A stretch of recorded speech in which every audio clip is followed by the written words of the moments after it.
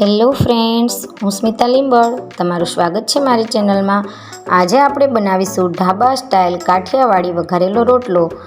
આ રોટલો ટેસ્ટમાં ખૂબ જ સરસ લાગે છે અને જો તમારા બાળકો રોટલો નહીં ખાતા હોય તો તમે આ રીતે રોટલો વઘારીને આપશો તો જરૂરથી ખાઈ લેશે। તો ચાલો આપણે કાઠિયાવાડનો સ્પેશિયલ વઘારેલો રોટલો બનાવીશું। રોટલો વઘારવાની શરૂઆત કરતાં પહેલાં જો તમે મારી ચેનલ પર નવા હોય અને હજુ સુધી ચેનલને સબસ્ક્રાઈબ ના કરી હોય તો ચેનલને જરૂરથી સબસ્ક્રાઈબ કરી લેશો અને બાજુમાં આપેલ બેલ બટન પ્રેસ કરવાનું ભૂલશો નહીં। રોટલો વઘારવા માટે સૌથી પહેલાં મેં આ એક કડાઈમાં 2 ચમચા જેટલું તેલ એડ કર્યું છે। તેલ ગરમ થઈ જાય ત્યારબાદ તેમાં 1 ચમચી જેટલું જીરું, 1/4 ચમચી જેટલી હિંગ,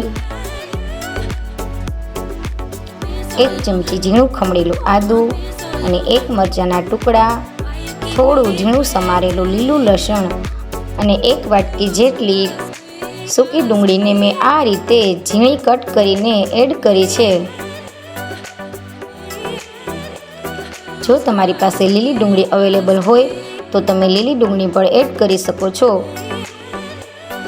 ત્યારબાદ બધું બરાબર રીતે મિક્સ કરી લેવાનું।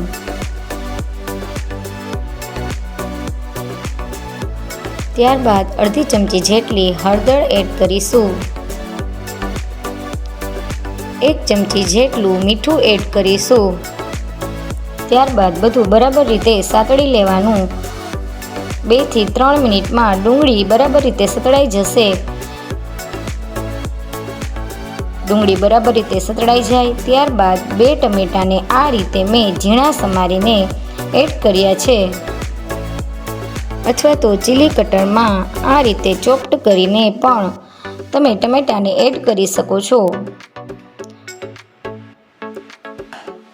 ટમેટાને આ રીતે થોડી વાર માટે ચડવા દેવાના છે જેથી ટમેટાનો કાચો ટેસ્ટ જતો રહેશે અને ટમેટા એકદમ સરસ મેશ થઈ જશે।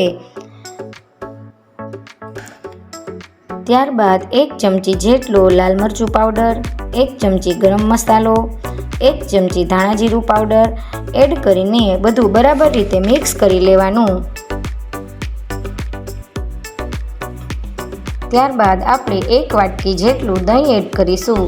દહીંને 2 મિનિટ માટે આ રીતે ચલાવી લઈશું। તમે જોઈ શકો છો રોટલાને વઘારવા માટેની ગ્રેવી એકદમ સરસ રેડી થઈ ગઈ છે। ત્યારબાદ મેં આ રીતે રોટલાનો ભૂકો રેડી કરીને રાખ્યો છે તે એડ કરીશું।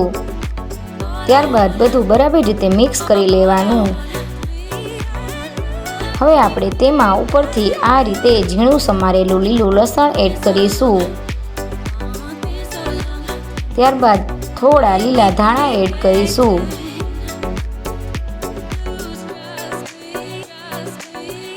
તમે આ રીતે રોટલો વઘારીને બનાવશો તો ખૂબ જ ટેસ્ટી બને છે।